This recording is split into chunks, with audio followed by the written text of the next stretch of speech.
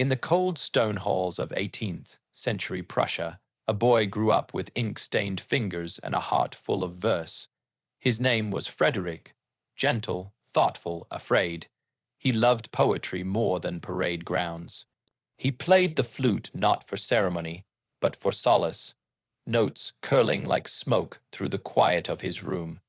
He read Rousseau and Voltaire, dreaming of a world where men were judged by reason, not rank, where freedom wasn't treason, but his father, the soldier king, saw only failure in his son's tenderness. To him, a prince wasn't meant to feel. He was meant to command so he struck him, mocked him, broke his instruments, called him coward, dreamer, disgrace. Nothing changed the boy's nature until the day he chose to flee. At 18, with his dearest friend, Hans von Katte, Frederick planned escape to England. No crowns, no drills, just quiet mornings and unguarded thoughts. They were caught at the border. Treason in Prussia was punishable by death. The king could not bring himself to execute his own son, so he exacted a sharper punishment.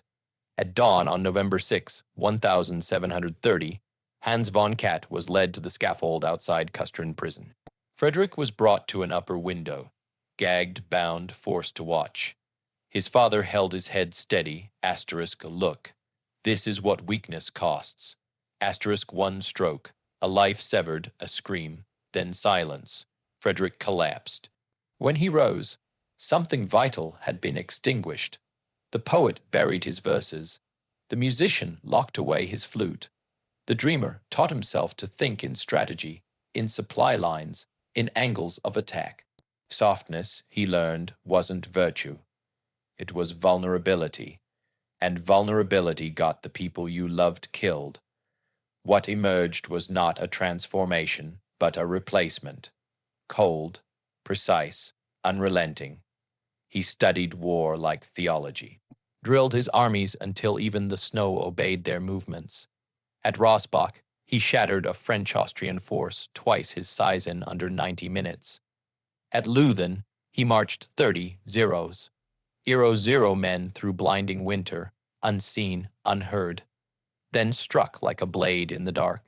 Nations called him Frederick the Great but in the stillness of Sanssouci, long after the battles, he once whispered to a rare confidant, I died at 18.